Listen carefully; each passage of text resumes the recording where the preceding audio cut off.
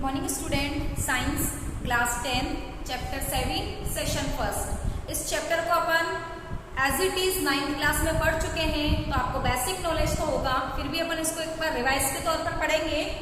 Chapter का नाम है अपने परमाणु सिद्धांत, तत्वों का आवर्ती वर्गीकरण और श्रेणी।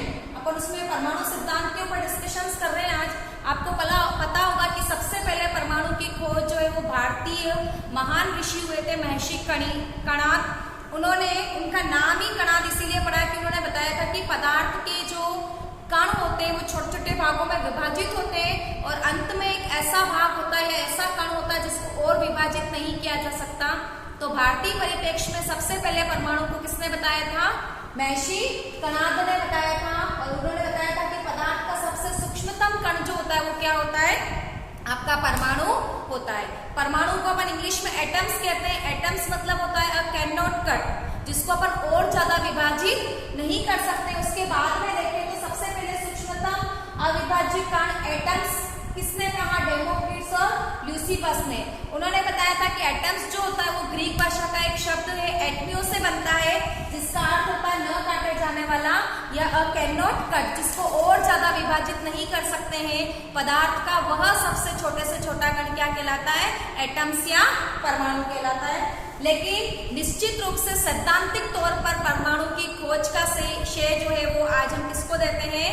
एक ब्रिटिश वैज्ञानिक थे जॉन डाल्टन, और उन्हीं को परमाणु की खोज का श्रेय दिया जाता है। और परमाणु सिद्धांत भी उन्होंने ही बनाया था। उनके इस परमाणु सिद्धांत के आधार पर परमाणु के बारे में बहुत सी अपने को नवीनतम जानकारियां मिली और आधार के तौर पर परमाणु सिद्धांत को हम आज भी पढ़ते हैं। तो परमाणु की खोज का श्रेय जॉन डाल्टन 1880 में दिया था। और उन्होंने परमाणु सिद्धांत जो दिए थे वो रासायनिक संयोजन के नियम को आधार मानकर दिए थे। हमको पता है कि रासायनिक संयोजन के दो नियम होते हैं। पहला होता है आपके द्रव्यमान संरक्षण का नियम, दूसरा होता है स्थिर अनुपात का नियम। द्रव्यमान संरक्षण का नियम क्या कहता है कि किसी भी रासायनिक अभिक्रिया में द्रव्यमान को नहीं तो सृजित कर सकते और नहीं उसका विनाश कर सकते। केवल द्रव्यमान जो है वो एक रूप से दूसरे रूप में चेंज होता है। और स्थिर अनुपात का नियम कहता है कि किसी भी पदार्थ या यौगिक के निर्माण में जो तत्वों का संयोग होता है वो निश्चित अनुपात के तौर पर होता है। इनको आधार मानते हुए जॉन डाल्टन ने परमाणु सिद्धांत के कुछ अभिग्रह दिए थे, उसके ऊपर अपन डिस्कशन करेंगे। फर्स्ट है आपका प्रत्येक पदार्थ जो होता है उसका सबसे सूक्ष्मतम कण जो होता है वो क्या कहलाता है? परमाणु कहलाता है, जिसको अपन और ज्यादा छोटे टुकड़ों में विभाजित नहीं कर सकते। दूसरा उन्होंने दिया था कि परमाणु जो होता है वो अविभाज्य कण होता है। लेकिन कब तक? जब इलेक्ट्रॉन माइक्रोस्कोप की खोज नहीं हुई थी तब तक हमने ऐसा माना था कि परमाणु जो है वो क्या है? एक अविभाज्य कण है। जैसे इलेक्ट्रॉन माइक्रोस्कोप की खोज हुई, अलग अलग वैज्ञानिकों ने अपनी रिसर्च की और फिर पता लगा कि परमाणु जो है वो 3 अपरमाणु कणों से मिलकर बनता है, जिसमें अपन ने कहा था प्रोटॉन, इलेक्ट्रॉन और न्यूट्रॉन। इसके बारे में अपन अलग अलग पढ़ेंगे कि इलेक्ट्रॉन की खोज जो है वो आपके जे थॉमसन ने की थी। प्रोटॉन की खोज जो है वो जनरली प्रोटॉन की खोज का श्रेय जो है वो आपके ई गोल्डस्टीन को दिया जाता है, परंतु प्रॉपर रूप से सैद्धांतिक रूप से प्रोटॉन की खोज का श्रेय जो है वो आपके रदरफोर्ड को जाता है। और न्यूट्रॉन की खोज जो है वो आपके चैडविक ने की थी। तीसरा अपन देखें, एक ही तत्व के सभी परमाणु का भार, आकार और रासायनिक गुणधर्म समान होता है। जैसे कि एग्जांपल लेते हैं अपन, बहुत छोटा सा एग्जांपल बता रही हूं मैं, H2O। इसमें हाइड्रोजन के 2 परमाणु थे। इन जल में हाइड्रोजन के दोनों परमाणु का आकार, रासायनिक गुणधर्म और भार जो होगा वो क्या होगा? समान होगा। नेक्स्ट है भिन्न भिन्न तत्व के परमाणु का भार, आकार और रासायनिक गुणधर्म अलग अलग होते हैं। यहाँ पे भिन्न भिन्न तत्व हो गया आपका, एक हाइड्रोजन और एक ऑक्सीजन। तो हाइड्रोजन के तत्व जो है ऑक्सीजन की तुलना या ऑक्सीजन के साथ में भार भी अलग होगा, आकार भी अलग होगा और रासायनिक गुणधर्म भी अलग होगा। हालांकि कुछ समानता रह सकती है परंतु मोस्टली ऐसा नहीं होता है। और एग्जांपल अगर अपन देखें तो अगर मैं ग्लूकोज लिखती हूँ C6H12O6, यहाँ पर हाइड्रोजन के 6 परमाणु है, तो 6 कार्बन के परमाणु जो है उनका भार, आकार और रासायनिक गुणधर्म समान होगा। परंतु कार्बन, हाइड्रोजन और ऑक्सीजन ये 3 अलग अलग तत्व है, तो इनके भार, इनके रासायनिक गुणधर्म और इसका आकार या द्रव्यमान क्या होगा? अलग अलग होगा। फिर अलग अलग तत्वों के परमाणु सदैव पूर्ण संख्याओं के सरल अनुपात में ही संयोग करते हैं, जो आपका निश्चित अनुपात का नियम है। सेकेंड नियम है आपके रासायनिक संयोजन का कि हमेशा किसी भी तत्व के भिन्न भिन्न परमाणु जो है वो पूर्णांक के रूप में आपस में क्रिया करके नवीन यौगिक बनाएंगे। कभी भी 1/4, 1/2, 3/4 इस अनुपात में कभी भी कोई परमाणु आपस में क्रिया नहीं करेगा। इसमें आप देख लो, ये देखें तो 1:2:1 यानी कि 1:2:2 कहीं पर भी आपको आधा, 1/4 या 3/4 भाग नहीं दिखेगा। नेक्स्ट है रासायनिक अभिक्रियाओं में परमाणु केवल पुनर्व्यवस्थित होते हैं, यानी कि नहीं तो इसका नया निर्माण होता है और नहीं इनका विनाश होता है, जो कि अपने द्रव्यमान संरक्षण के नियम को देखा था। तो परमाणु सिद्धांत के 6 अभिग्रहित है। ये आपके एज इट इज क्वेश्चन आता है कि परमाणु सिद्धांत किसने दिया और परमाणु सिद्धांत के मुख्य अभिग्रहित को लिखिए। फिर अपन शुरू करते हैं परमाणु संरचना के आधार पर। आपके सिलेबस में 3 मॉडल है, थॉमसन का मॉडल, निल्स बोर का मॉडल, रदरफोर्ड का मॉडल। आज अपन 2 मॉडल के ऊपर डिस्कशंस करेंगे। जे थॉमसन का मॉडल, जिसको प्लम पुडिंग मॉडल भी कहा जाता है, जो कि एक प्रकार की क्रिसमस केक होता है, और जिस प्रकार से क्रिसमस केक में ड्राई फ्रूट्स वगैरह जो होते हैं वो किस प्रकार से उस बेसिक आधार पर जुड़े रहते हैं। भारतीय परिवेश में अगर अपन देखें तो अपन इसकी तुलना मोतीचूर के लड्डू या तरबूज से कर सकते हैं। तरबूज का जो रेड वाला भाग होता है वो आपका धनावेशित भाग होता है, और उसमें जो बीज लगे होते हैं वो आपके ऋणावेशित भाग यानी कि इलेक्ट्रॉन को रिप्रेजेंट करते हैं। ऐसे मोतीचूर के लड्डू में जो मोतीचूर होता है या जो येलो कलर की दाने होते हैं वो आपके धनावेशित भाग को, और उसमें जगह जगह जो ड्राई फ्रूट्स लगे होते हैं वो आपके ऋणावेशित यानी कि इलेक्ट्रॉन के भाग को रिप्रेजेंट करेंगे। इसको सबसे पहले 1898 में आपके जे थॉमसन द्वारा दिया गया था, और उन्होंने इस प्रकार से स्ट्रक्चर्स देखा था कि परमाणु जो है वो पूरा धनावेशित गोला होता है, उसके अंदर इलेक्ट्रॉन यानी कि ऋणावेशित भाग जो होते हैं वो धसे रहते हैं। परमाणु में धनावेश और ऋणावेश 2 अभिग्रहित है इसके। पहला परमाणु धनावेशित गोला होता है जिसमें ऋणावेशित भाग धसा रहता है। दूसरा, परमाणु में धनावेश व ऋणावेश की मात्रा समान होती है, अतः परमाणु वैद्युत रूप से क्या होता है, उदासीन होता है, यानी कि इलेक्ट्रॉन और प्रोटॉन जो होते हैं दोनों के आवेश जो होते हैं वो अपोजिट होते हैं, परंतु मात्रा में क्या होते हैं, समान होते हैं, अतः दोनों एक दूसरे के आवेश को कैंसिल कर देते हैं और परमाणु विद्युत रूप से क्या होता है, उदासीन हो जाता है। लेकिन द्रव्यमान की बात करें तो परमाणु में प्रोटॉन का द्रव्यमान की अपेक्षा इलेक्ट्रॉन का द्रव्यमान जो होता है वो लगभग 2000 गुना क्या होता है, कम होता है। फिर हम देख रहे हैं इलेक्ट्रॉन की खोज जे थॉमसन ने की थी। प्रोटॉन की खोज ई गोल्डस्टीन या रदरफोर्ड, कंफ्यूजन है। अगर वैसे रदरफोर्ड ने बताया था कि परमाणु के मध्य में धनावेशित भाग एक गोले के रूप में संग्रहित रहता है, और न्यूट्रॉन की खोज जो है वो आपकी चैडविक ने की थी। इलेक्ट्रॉन 1931 में इलेक्ट्रॉन पर ऋणावेश, प्रोटॉन पर धनावेश, और न्यूट्रॉन जो होता है वो वैद्युत रूप से उदासीन होता है। नेक्स्ट अपन देखते हैं सेकंड मॉडल हमारा रदरफोर्ड का स्वर्णपत्र प्रयोग। इस मॉडल थॉमसन ने अपने परमाणु मॉडल में 2 अभिग्रहित के ऊपर डिस्कशंस किया था, लेकिन रदरफोर्ड के मॉडल की व्याख्या ये मॉडल नहीं कर सकता, और इसी कारण ये यहीं पर स्टेबल हो गया, और ऐतिहासिक रूप से केवल इसके बारे में हम पढ़ते हैं। रदरफोर्ड का मॉडल जो है वो काफी फेमस हुआ था और काफी अच्छे प्रयोगात्मक रूप से इसको रिप्रेजेंट किया गया था। रदरफोर्ड के मॉडल से पहले थॉमसन को इलेक्ट्रॉन की खोज के लिए लगभग 1906 में नोबेल प्राइज मिला था।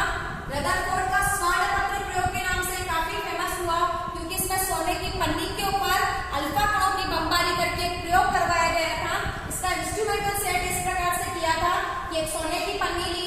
सोने की पन्नी इतनी पतली थी कि उसकी मोटाई जो है वो 10⁻⁻1 या 100 नैनोमीटर थी, यानी कि सबसे पतली। और हमको पता है कि सोने को क्यों चुना, क्योंकि सोने जो है उसकी तन्यता सबसे ज्यादा होती है, इस कारण से उसकी पतली से पतली पन्नी हम बना सकते थे।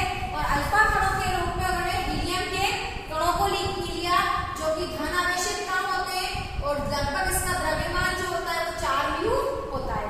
सेटअप अपन देखें तो सोने की पन्नी, ये अल्फा कण की बमबारी करने का एक बॉक्स है, और इसके सोने की पन्नी के चारों ओर जिंक सल्फाइड का एक लेप या आवरण लगाया, जो कि स्फूर्ति उत्पन्न करता है। क्वेश्चन आता है कि रदरफोर्ड के मॉडल में किस प्रकार के आवरण का उपयोग किया जाता है और उसका क्या इंपॉर्टेंस है। तो जिंक सल्फाइड ZnS का आवरण किया जाता है, और इसका उपयोग ये है कि जैसे ही अल्फा कण सोने की पन्नी से टकराते हैं तो जिंक सल्फेट के संपर्क में आने पर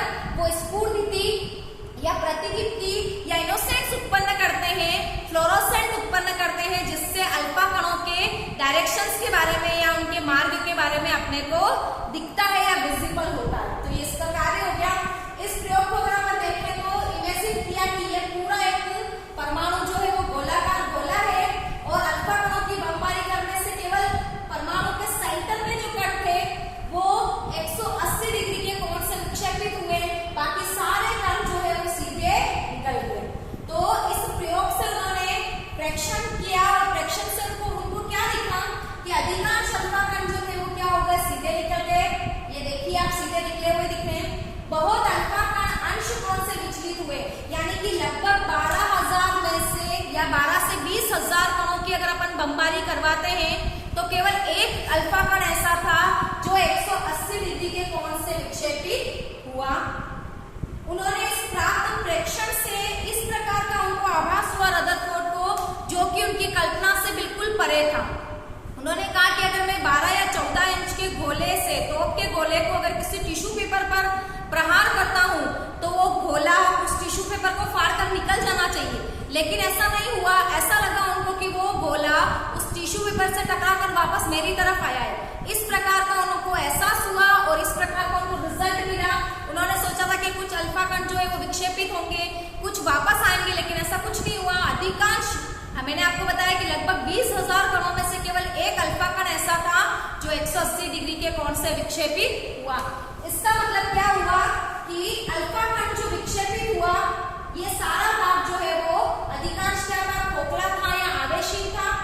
अल्फा कण का विक्षेपण किसी प्रतिकर्षण बल के कारण हुआ, यानी कि सारे कण तो निकल गए, एक कण ऐसा था जो विक्षेपित हुआ, मतलब उसके ऊपर किसी प्रतिकर्षण बल का लगा होगा, यानी कि रिवर्सिबल फोर्स लगा होगा।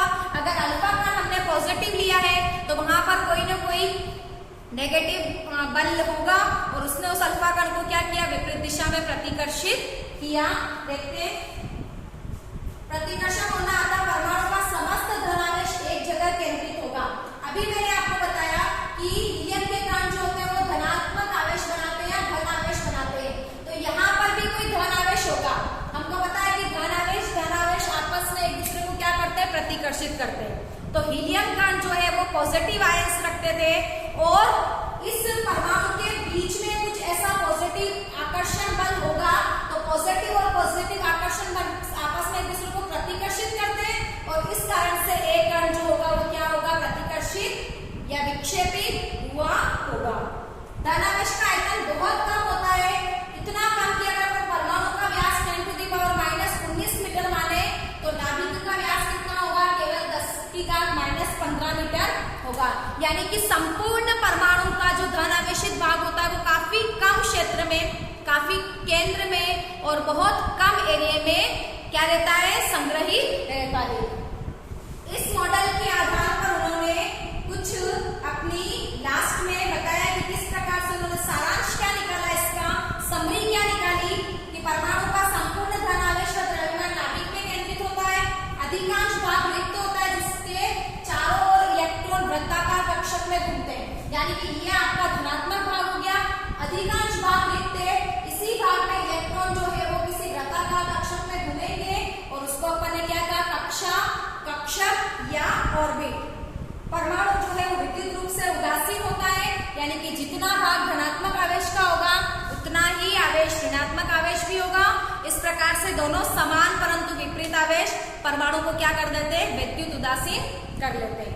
इस मॉडल की इतनी अच्छी व्याख्या और इतना अच्छा सारांश निकला, फिर भी कुछ ऐसी बातें थी जिसको रदरफोर्ड का मॉडल नहीं समझा सका।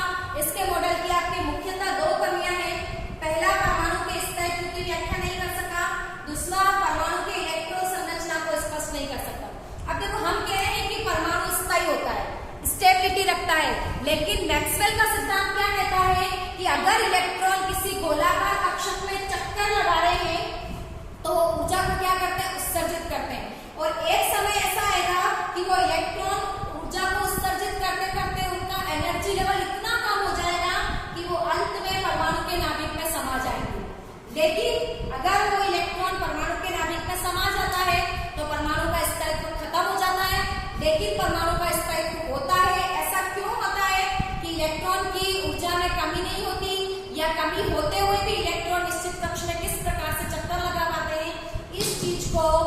ताकि रदरफोर्ड स्पष्ट नहीं कर सके और उनका मॉडल यहीं पर ही खत्म हो गया। फिर भी परमाणु संरचना को समझने के लिए रदरफोर्ड का मॉडल अपने आप में एक महत्वपूर्ण स्थान रखता है।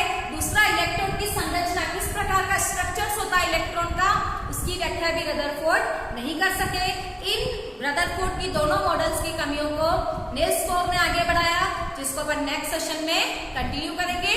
आज के सेशन में अपन ने पढ़ा कि परमाणु की खोज का श्रेय जॉन डाल्टन, परमाणु सिद्धांत की कुछ अभिग्रही और जे थॉमसन और रदरफोर्ड के मॉडल के ऊपर डिस्कशंस किया।